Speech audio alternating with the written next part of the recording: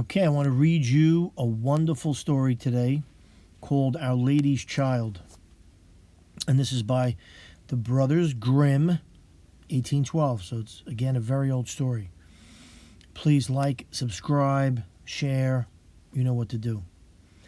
Our Lady's Child.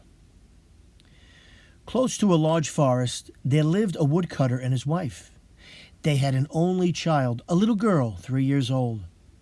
They were so poor that they no longer had daily bread and did not know how to get food for her. One morning, the woodcutter went out sorrowfully to his work in the forest. And while he was cutting wood, suddenly there stood before him a tall and beautiful woman with a crown of shining stars on her head. She said to him, "I am the Virgin Mary, mother of the child Jesus. Thou art poor and needy. Bring thy child to me. I will take her with me and be her mother and care for her." The woodcutter obeyed, brought his child, and gave her to the Virgin Mary, who took her up to heaven with her. There the child fared well, ate sugar cakes and drank sweet milk with her clothes, and her clothes were of gold, and the little angels played with her. It sounds so nice. And when she was 14 years of age, the Virgin Mary called her one day and said, "Dear child, I am about to make a long journey. So take into thy keeping the keys of the 13 doors of heaven. 12 of these thou mayest open, and behold the glory which is within them. But the 13th, to which this little key belongs, is forbidden thee. Beware of opening it, or thou wilt bring misery on thyself." The girl promised to be obedient, and when the Virgin Mary was gone, she began to examine the dwellings of the kingdom of heaven. Each day she opened one of them, until she had made the round of the 12. In each of them sat one of the apostles, in the midst of a great light, and she rejoiced in all the magnificence and splendor, and the little angels who always accompanied her rejoiced with her. Now remember, boys and girls, and you adults out there, there were 12 apostles. Okay? We know that, right? Peter, James, John, etc. Then the forbidden door alone remained. So she saw the 12. And she felt a great desire to know what could be hidden behind it. Curiosity. And said to the angels, "I will not quite open it, and I will not go inside it, but I will unlock it so that we can just see a little through the opening."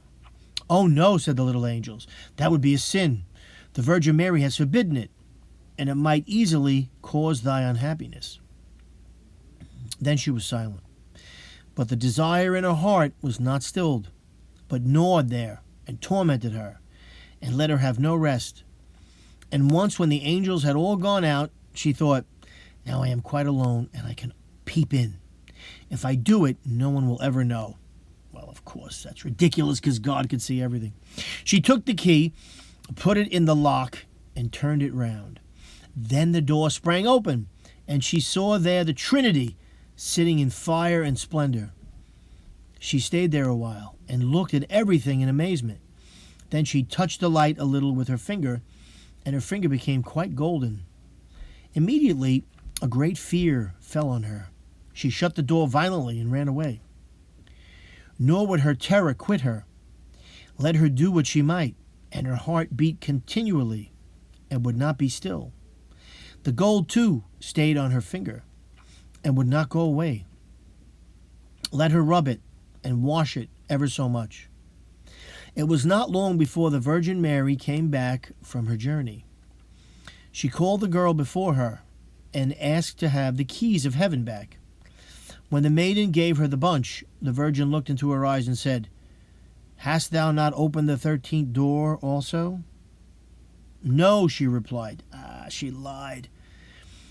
How could you lie to the Virgin Mary? Then she laid her hand on the girl's heart and felt how it beat, and saw right well that she had disobeyed her order, and had opened the door.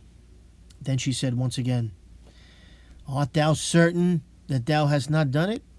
"Yes," said the girl for the second time. Then she perceived the finger, which had become golden from touching the fire of heaven, and saw well that the child had sinned, and said for the third time, Hast thou not done it? No, said the girl for the third time. Then said the Virgin Mary, Thou hast not obeyed me, and besides, thou hast lied. Thou art no longer worthy to be in heaven.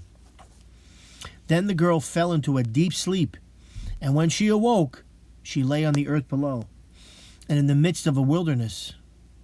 She wanted to cry out, but she could bring forth no sound. She sprang up and wanted to run away, but whithersoever she turned herself, she was continually held back by thick hedges of thorns, through which she could not break. In the desert in which she was imprisoned, there stood an old hollow tree, and this had to be her dwelling place. Into this she crept while night came, and here she slept. Here too she found a shelter from storm and rain, but it was a miserable life, and bitterly did she weep when she remembered how happy she had been in heaven, and how the angels had played with her. Roots and wild berries were her only food, and for these she sought as far as she could go. In the autumn, she picked up the fallen nuts and leaves and carried them into the hole. The nuts were her food in winter, and when snow and ice came, she crept among the leaves like a poor little animal that she might not freeze. Before long her clothes were all torn, and one bit of them after another fell off her. As soon, however, as the sun shone warm again, she went out and sat in front of the tree, and her long hair covered her on all sides like a mantle. Thus she sat year after year and felt the pain and misery of the world. One day, when the trees were once more clothed in fresh green, the king of the country was hunting in the forest and followed a roe, and as it had fled into the thicket which shut in this bit of the forest, he got off his horse, tore the bushes asunder, and cut himself a path with his sword. When he had at last forced his way through, he saw a wonderfully beautiful maiden sitting under the tree. And she sat there and was entirely covered with her golden hair down to her very feet. He stood still and looked at her full of surprise. Then he spoke to her and said, Who art thou? Why art thou sitting here in the wilderness? But she gave no answer, for she could not open her mouth. The king continued, Wilt thou go with me to my castle? Then she just nodded her head a little. The king took her in his arms, carried her to his horse, and rode home with her. And when he reached the royal castle, he caused her to be dressed in beautiful garments, and gave her all things in abundance. Although she could not speak, she was still so beautiful and charming that he began to love her with all his heart, and it was not long before he married her. After a year or so had passed, the queen brought a son into the world. Thereupon the Virgin Mary appeared to her in the night, when she lay in her bed alone, and said, If thou wilt tell the truth, and confess that thou didst unlock the forbidden door, I will open thy mouth and give thee back thy speech. But if thou perseverest in thy sin, and deniest obstinately, I will take thy newborn child away with me. Then the queen was permitted to answer, but she remained hard and said, No, I did not open the forbidden door. Liar, liar. And the Virgin Mary took the newborn child with her from her arms and vanished with it. Next morning, when the child was not to be found, it was whispered among the people that the queen was a man-eater and had killed her own child. She heard all this and could say nothing to the contrary, but the king would not believe it, for he loved her so much. When a year had gone by, the queen again bore a son. And in the night the Virgin Mary again came to her and said, If thou wilt confess that thou openest the forbidden door, I will give thee thy child back and unite thy tongue. But if thou continuest in sin and deniest it, I will take away with me this new child also. Then the queen again said, No, I did not open the forbidden door. And the virgin took the child out of her arms and away with her to heaven. Next morning, when this child also had disappeared, the people declared quite loudly that the queen had devoured it, and the king's counselors demanded that she should be brought to justice. The king, however, loved her so dearly that he would not believe it, and commanded the counselors, under pain of death, not to say any more about it. The following year, the queen gave birth to a beautiful little daughter. And for the third time, the Virgin Mary appeared to her in the night and said, "Follow me." She took the queen by the hand and led her to heaven, and showed her there her two elder children, who smiled at her and were playing with the ball of the world. When the queen rejoiced thereat, the Virgin Mary said, "Is thy heart not yet softened? If thou wilt own that thou openest the forbidden door, I will give thee back thy two little sons." But for the third time the queen answered, "No, I did not open the forbidden door." Then the Virgin let her sink down to earth once more, and took from her likewise her third child. What a foolish queen. Foolish. Next morning, when the loss was reported, all the people cried loudly, "The queen is a man-eater. She must be judged." And the king was no longer able to restrain his counselors. Thereupon a trial was held, and as she could not answer and defend herself, she was condemned to be burned alive. Ooh. The wood was got together, and when she was fast bound to the stake, and the fire began to burn round with her, the hard ice of pride melted. Her heart was moved by repentance, and she thought, "If I could but confess before my death that I opened the door." Then a voice came back to her, and she cried out loud, "Yes, Mary, I did it."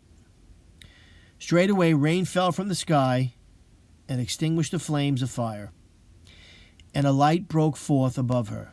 And the Virgin Mary descended with the two little sons by her side and the newborn daughter in her arms. She spoke kindly to her and said, "He who repents his sin and acknowledges it is forgiven." Then she gave her the three children, untied her tongue, and granted her happiness throughout her life. The end. What a fantastic story that was. Wow, that was great. And what's the lesson here? Admit your mistakes before God and He'll forgive you. But if you don't admit it, and you have pride, and you're obstinate, then you're not going to be forgiven. That's why Jesus said to be humble and have humility. Because when you're humble, you'll admit your mistakes. But when you're prideful, you won't admit your mistakes. The queen was prideful, but the Virgin Mary taught her a lesson. And she admitted her sin, and she was forgiven. Okay, I hope you enjoyed that. See you next time.